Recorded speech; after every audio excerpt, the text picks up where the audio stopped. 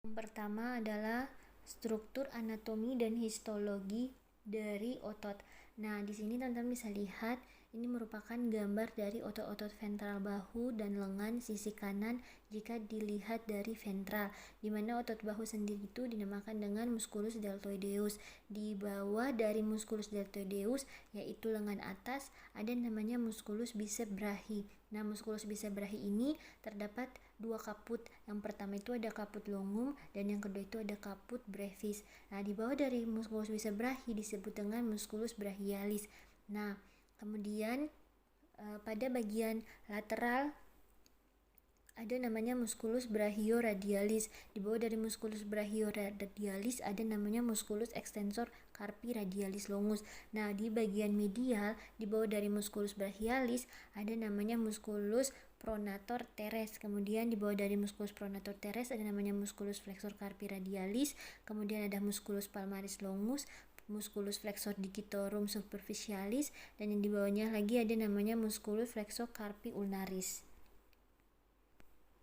Dan ini merupakan gambar dari otot-otot dorsal bahu dan lengan sisi kanan. Nah, ini kita lihat dari dorsal, di mana musculus deltoideus ini masih kelihatan baik itu pada sisi ventral maupun dorsal. Kemudian di bawah dari musculus deltoideus pada sisi dorsal ada namanya musculus triceps brachii, dan di mana di bawah dari musculus triceps brachii ada namanya musculus brachioradialis. Nah, kemudian ada juga namanya musculus aconeus, kemudian ada juga musculus extensor carpi ulnaris, kemudian ada musculus adductor pollicis dan musculus extensor pollicis brevis. Dan teman-teman bisa lihat di sini merupakan lapisan superficial atau lamina superficialis otot-otot gelang lengan badan dan bahu. Nah, ini jika kita lihat dari dorsal, di mana teman-teman bisa lihat musculus trapezius itu dia dibagi menjadi 3. Yang pertama itu ada pars descendens, pars transversa, dan pars descendens. Nah, di mana musculus trapezius dan latissimus dorsi ini merupakan bagian terbesar lapisan superficial otot-otot punggung. Nah, musculus trapezius ini dia menahan skapula dan gelang bahu serta dapat menggerakkan skapula dan clavikula mundur ke medial mengarah ke columna vertebralis. Nah, sedangkan untuk pars descendens dan ascendens dia akan memutar angulus inferior ke skapula ke medial. Nah, untuk pars descendens sendiri dia akan bekerja sebagai suatu aduktor dan menopang musculus serratus anterior dalam mengangkat bahu. Nah, untuk musculus latissimus dorsi adalah otot terbesar tubuh manusia dalam kaitannya dengan luas permukaan. Jadi otot ini dia tuh berperan untuk menurunkan lengan yang terangkat, mengaduksi lengan, dapat menggerakkan lengan dari posisi aduksi ke medial dan belakang. Nah, kemudian juga dia akan memutar lengan ke dalam dan membantu ekspresi musculus latissimus dorsi, dan musculus teres major berkembang pada saat yang sama. Namun musculus teres major ini dia akan menarik lengan ke arah medial dan belakang membantu aduksi dan merotasi lengan ke dalam. Kemudian di sini teman-teman bisa lihat ini merupakan otot-otot dinding toraks dan abdomen, di mana muskuli thoracis dan muskuli abdominis lapisan superficial dilihat dari ventral. Nah, di mana teman-teman bisa lihat vena cephalica berjalan di antara tepi musculus deltoideus dan musculus pectorali major ke trigonum clavi pectoral. Nah, di mana tempat pembuluh ini masuk ke dalam untuk menyatu dengan vena axillaris. Pinggir bawah dari musculus pectoralis major membentuk lipatan aksila anterior, pinggir anterior musculus latissimus dorsi membentuk lipatan aksila posterior, sedangkan musculus serratus anterior membentuk dasar aksila. Nah, untuk musculus pectoralis major secara fungsional, dia ini akan berperan dalam anteversi lengan di sendi bahu dan merupakan aduktor dan rotator medial yang kuat. Selain itu, otot ini dapat menarik bahu ke depan dan ke bawah dengan lengan dalam posisi tetap dan membantu inspirasi. Jadi di daerah abdomen, vagina musculi recti abdominis dibentuk oleh aponeurosis otot abdomen oblik, di mana otot abdomen oblik ini paling luar. Jadi musculus obliquus externus abdominis mengirim aponeurosisnya ke lapisan luar vagina musculi recti abdominis. Jadi di garis tengah aponeurosis ini dia akan menyatu di linea alba. Nah, tampak ligamen suspensial caudal Untuk penis, ligamentum fundiforme dan suspensorium penis. Di sebelah lateralnya terlihat funiculus spermaticus dan di kolateralnya itu annulus inguinalis superficial dengan crus medial. Jadi fibrae intercostale dan ligamentum reflexum. Dan di sini teman-teman bisa lihat ini merupakan lapisan superficial dan tengah otot-otot abdomen. Dilihat dari ventral. Nah, di sisi kanan lapisan superficial, vagina musculi recti abdominis telah dibuka dan terlihat musculus rectus abdominis. Nah, otot ini dipisahkan menjadi 3 sampai 4 intersection tendinea membentuk yang disebut sebagai kontur six pack. Jika dilatih dengan baik, musculus rectus abdominis ini akan berfungsi untuk menekuk badan ke depan dan ke samping. Nah, bagian kaudal vagina musculi recti abdominis ini dia mengandung musculus pyramidalis berbentuk segitiga kecil yang berorigodiois pubis serta berproyeksi ke linea alba. Nah, musculus pyramidalis ini merupakan otot kantong rudimenter yang sangat berkembang. Nah, di sisi kiri musculus obliquus externus abdominis ini dia telah dilepas dan dilipat ke medial melewati vagina musculi recti abdominis. Jadi bagian yang lebih besar dari otot ini berakhir di aponeurosis yang ikut membentuk lapisan superficial.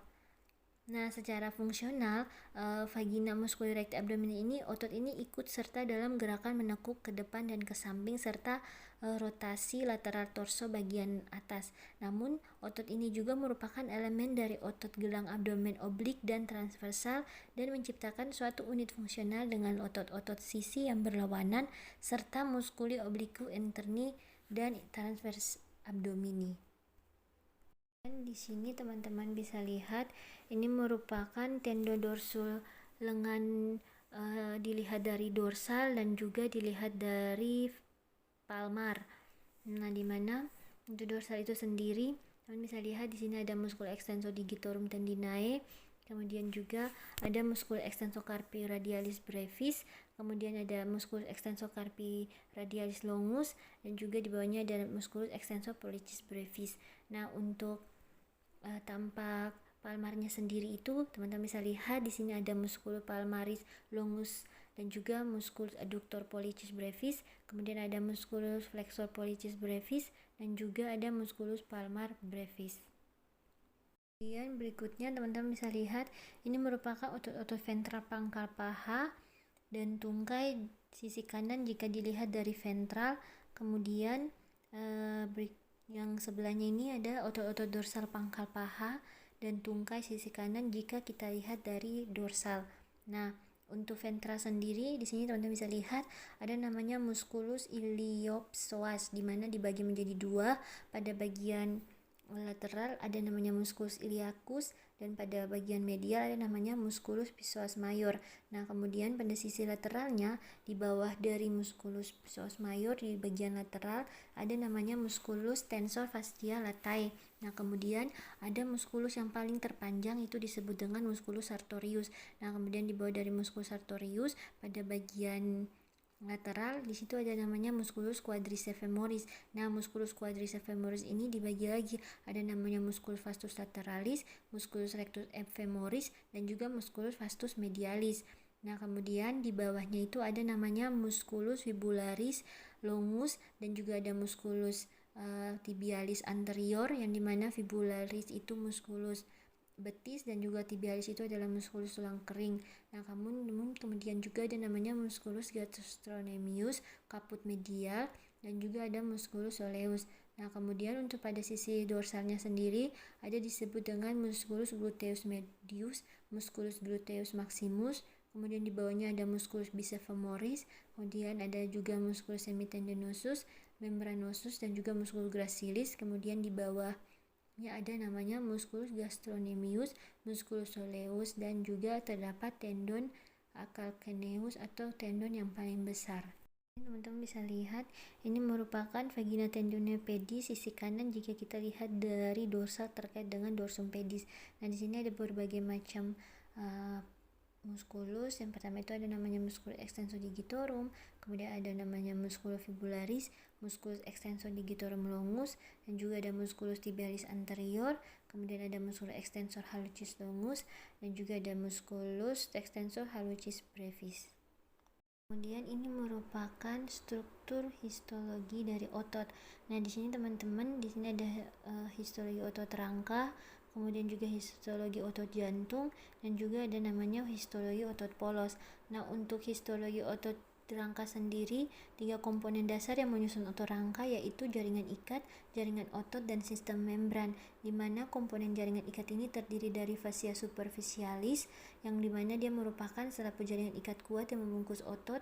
Kemudian fascia profunda merupakan selaput ikat jaringan yang membungkus berkas-berkas otot. Kemudian episium, dia merupakan lapisan jaringan ikat yang irregular padat. Kemudian ada perimesium, yang dimana dia merupakan jaringan ikat irregular yang lebih tipis dan kurang padat. Dan yang terakhir itu ada endomesium, yang dimana dia merupakan lapisan jaringan retikular. Nah, seluruh komponen jaringan ikat ini yang membungkus otot rangka. Kemudian dari komponen jaringan ikat terdapat juga fasciculus. Nah, di mana fasciculus ini dia berperan sebagai berkas-berkas serat otot yang lebih kecil, dan juga setiap fasciculus ini dibungkus oleh perimesium.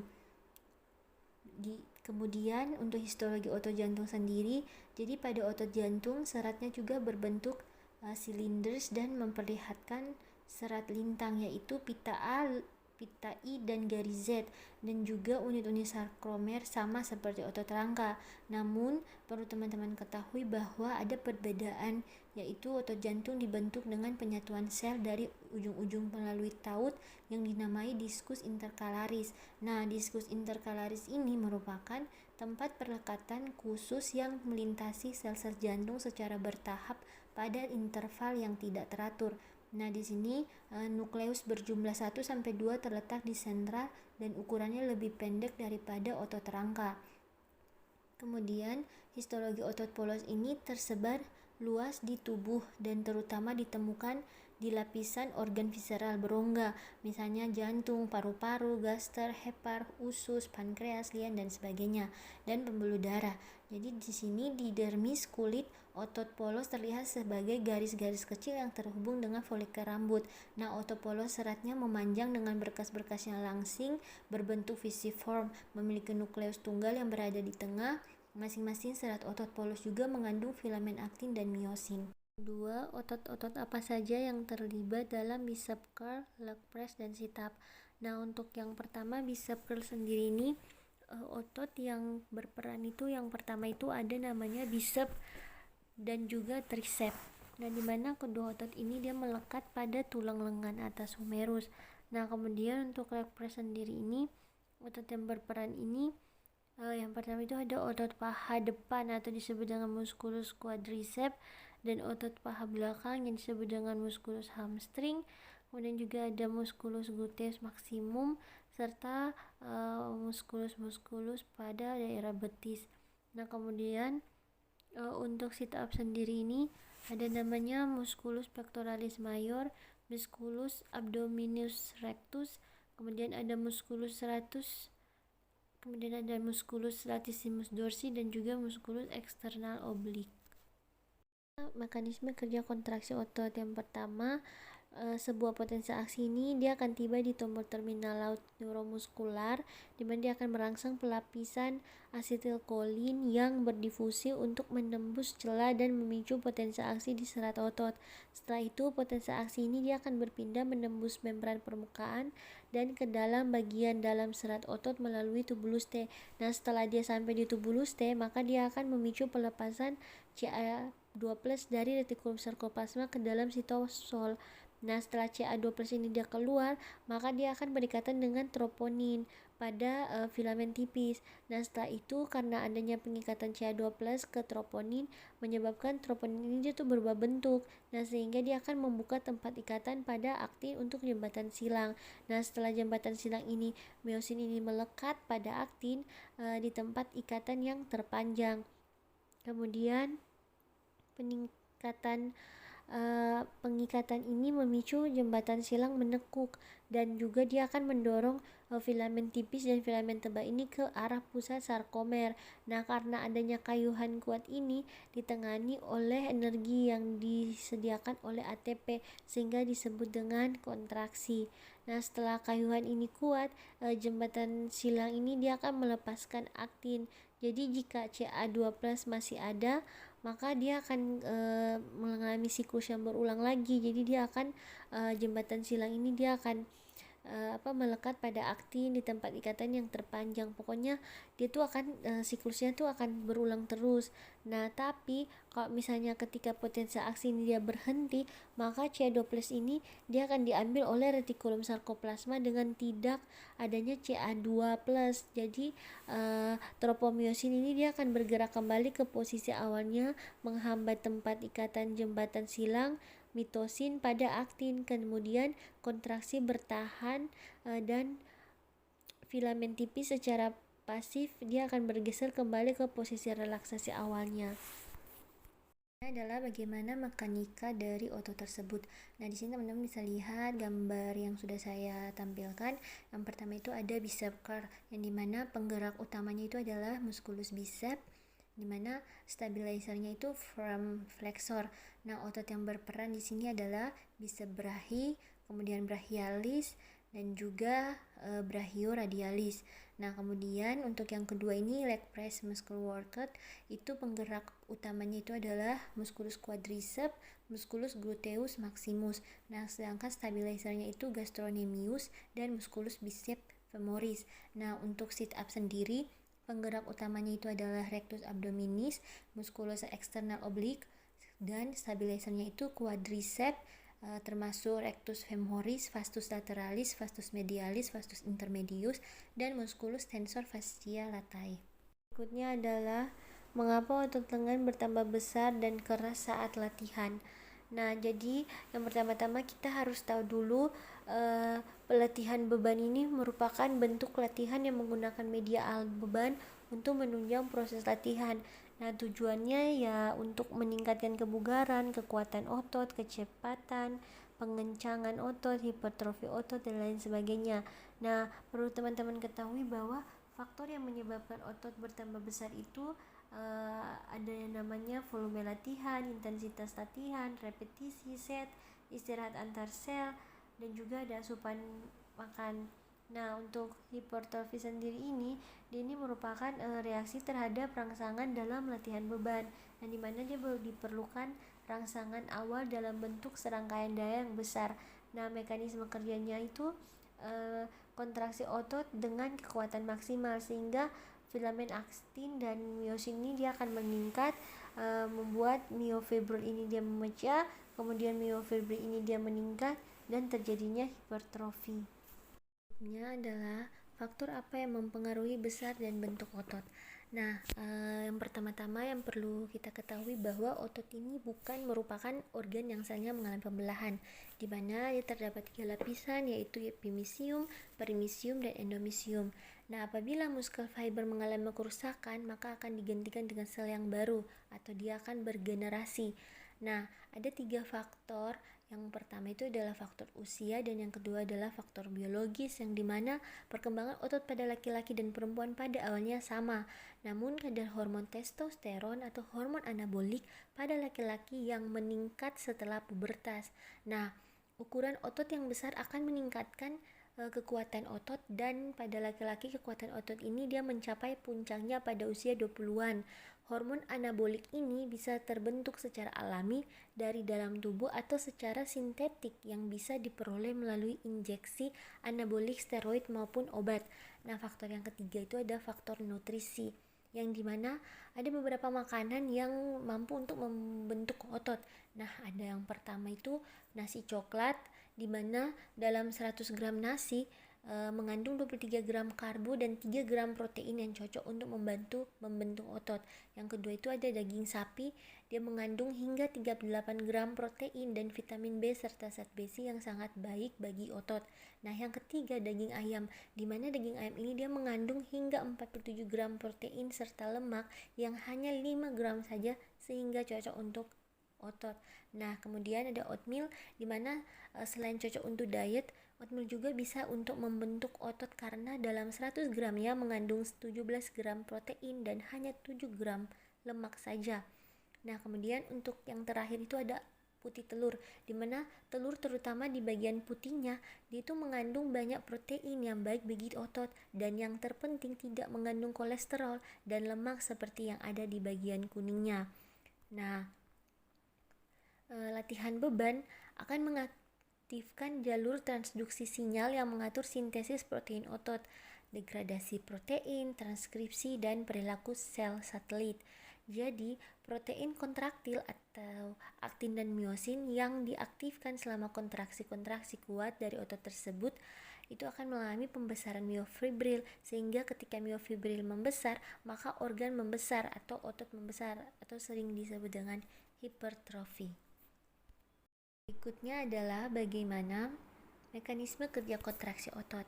Nah, topik yang akan dibahas yang pertama definisi metabolisme dan yang kedua jalur metabolisme otot. Jadi yang pertama, definisi metabolisme merupakan salah satu proses yang sangat penting yang terjadi pada makhluk hidup, karena dalam proses ini selain terjadi reaksi yang simultan juga terjadi proses penghasilan energi untuk kelangsungan hidup makhluk hidup. Nah, di sini teman-teman bisa lihat ini merupakan jalur metabolik otot. Nah, di mana ada beberapa jalur, ada 3 jalur. Nah, yang pertama selama kontraksi otot, yang kedua selama relaksasi, yang ketiga jalur metabolik. Nah, untuk jalur kontraksi otot sendiri, jadi selama kontraksi otot, ATP diuraikan oleh miosin ATPase untuk menjalankan kayuhan kuat jembatan silang sebelum siklus lainnya dapat dimulai. Nah, kemudian untuk yang kedua, selama relaksasi, ATP diperlukan untuk menjalankan pompa Ca2+ yang memindahkan Ca2+ kembali ke dalam kantung lateral retikulum sarkoplasma. Kemudian untuk jalur yang ketiga, metabolik yang memasok ATP yang diperlukan untuk melaksanakan kontraksi dan relaksasi, di mana ada 3 jalur. Yang pertama itu teman-teman bisa lihat pemindahan fosfat berenergi tinggi dari kreatin fosfat ke ADP, jadi sumbernya itu segera. Nah, kemudian yang kedua itu fosforilasi oksidatif. Ini sumber utamanya nih jika ada oksigen, maka dijalankan oleh glukosa yang berasal dari simpanan glikogen otot atau oleh glukosa dan asam lemak yang disalurkan oleh darah. Nah, kemudian yang teman-teman bisa lihat pada yang bagian 3C ini itu disebut dengan glikolisis, di mana sumber utama jika tidak ada oksigen, maka pirufat produk akibat glikolisis diubah menjadi laktat ketika ketiadaan oksigen, menghambat pemrosesan lebih lanjut pirufat oleh jalur fosforilasi oksidatif. Berikutnya adalah mengapa setelah lama tidak latihan otot lengan dan perut berubah, kemudian bagaimana mekanisme perubahan tersebut? Ya, jadi hilangnya massa dan kekuatan otot disebut dengan atrofi otot. Nah, atrofi ini dia merupakan penurunan ukuran jaringan atau organ karena penyusutan sel. Penurunan ukuran sel disebabkan oleh hilangnya organel, sitoplasma, dan protein. Nah, teman-teman bisa lihat pada gambar ini merupakan mekanisme di mana yang pertama-tama itu reseptor glukortikoid ini dan faktor transkripsi FOXO akan mengaktifkan gen MURF1 dan MAFBX. Nah, kemudian gen ini akan meningkatkan ekspresi protein MURF1 dan MAFBX, lalu mempromosikan atrofi otot. Nah, kemudian peningkatan ekspresi MURF1 dan MAFBX mendorong atrofi otot melalui mekanisme biokimia yang belum terdefinisi dengan baik.